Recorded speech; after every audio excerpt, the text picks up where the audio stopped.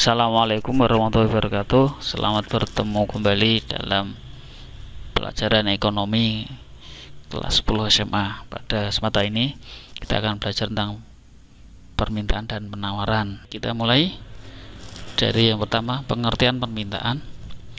Menurut ilmu ekonomi, pengertian permintaan atau demand sangat erat kaitannya dengan hubungan antara jumlah dengan barang dan jasa. Untuk itu, permintaan atau demand dapat didefinisikan sebagai jumlah barang atau jasa yang diminta oleh pembeli pada berbagai kemungkinan tingkat harga pada periode tertentu dalam suatu pasar. Intinya, permintaan adalah jumlah barang atau jasa yang diminta. Permintaan adalah jumlah barang atau jasa yang diminta oleh pembeli.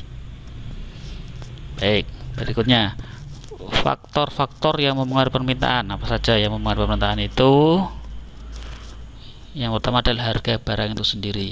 Ketika harga barang itu naik, maka jumlah yang diminta akan turun. Ya, dan sebaliknya, ketika harga barang itu turun, maka jumlah yang diminta akan naik. Harga barang yang lain, harga barang substitusi, ini biasanya. Misalkan harga barang substitusinya atau barang penggantinya naik, maka jumlah yang diminta barang tersebut akan naik juga. Berikutnya, pendapatan konsumen. Semakin banyak pendapatan konsumen atau rumah tangga konsumen atau RTK kalau kemarin, maka permintaan terhadap suatu barang akan meningkat.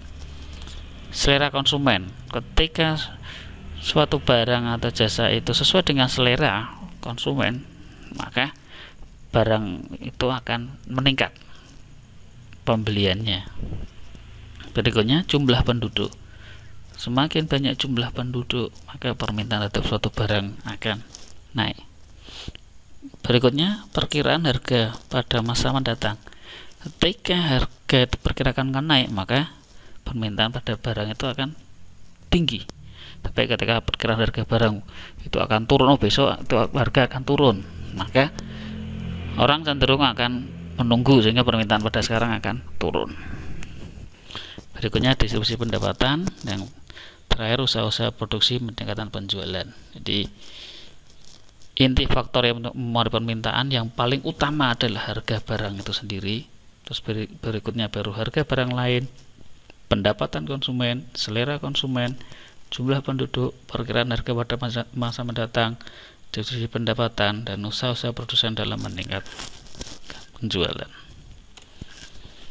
Ya, berikutnya hukum permintaan. Bagaimana hukum permintaan itu? Jika harga suatu barang dan jasa meningkat, kuantitas yang diminta akan menurun. Sebaliknya, apabila harga suatu barang dan jasa menurun, maka kuantitas yang diminta akan meningkat. Ceteris paribus.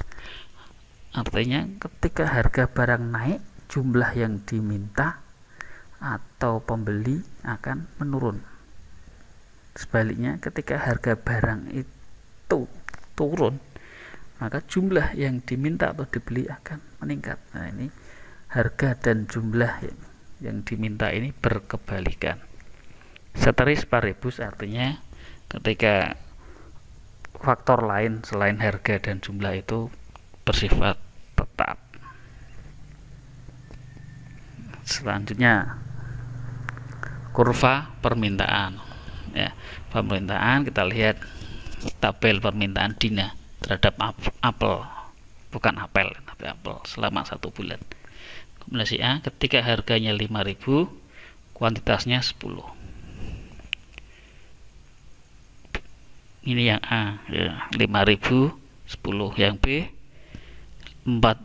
harganya 4.000, jumlahnya 20. C, harganya 3.000, jumlahnya 30. Dan C, ketika harganya D, ketika harganya 2.000, jumlah yang diminta 40. Yang terakhir, ketika harganya 1.000, jumlah yang diminta 50. Ya.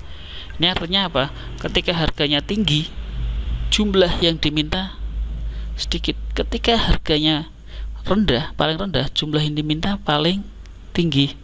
Ini artinya ketika harganya naik, ketika harganya turun, jumlah yang diminta akan naik betul karena P dan Q-nya saling berkebalikan untuk kurva permintaan, sehingga kurvanya akan bentuknya seperti ini, dari lereng dari kiri atas akan ke kanan bawah.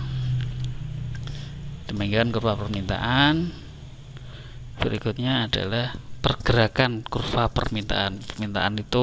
Kurva permintaan itu akan bergerak, titiknya ini akan bergerak. Ya, ini mulai dari titik A. Titik A ini adalah ketika harganya 100.000, jumlah yang diminta ada 10. Nah, ketika harganya naik 200.000, ini di titik B, maka jumlah yang diminta menjadi 5. Ini artinya apa?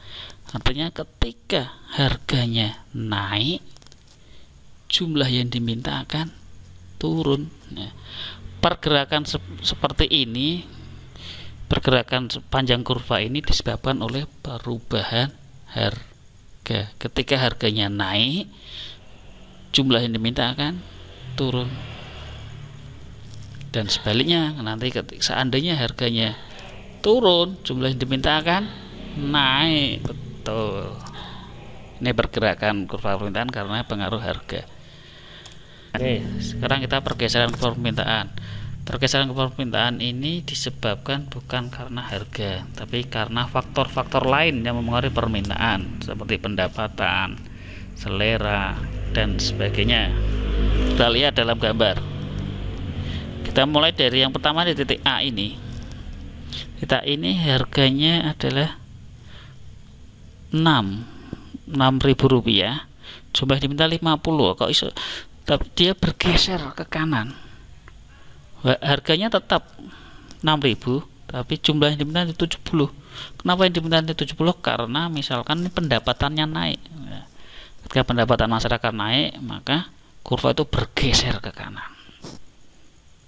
Karena ketika pendapatan naik, jumlah yang diminta juga akan naik. Begitu. Dan sebaliknya, dari TA ini, ketika harganya 6.000, jumlah diminta 50, bergeser ke kanan, bergeser ke kiri, bergeser ke kiri, harganya tetap 6.000, tapi permintaan 30. Kenapa? Karena pendapatan masyarakat turun. Jadi pergeseran itu penyebab utamanya adalah karena pendapatan. Kalau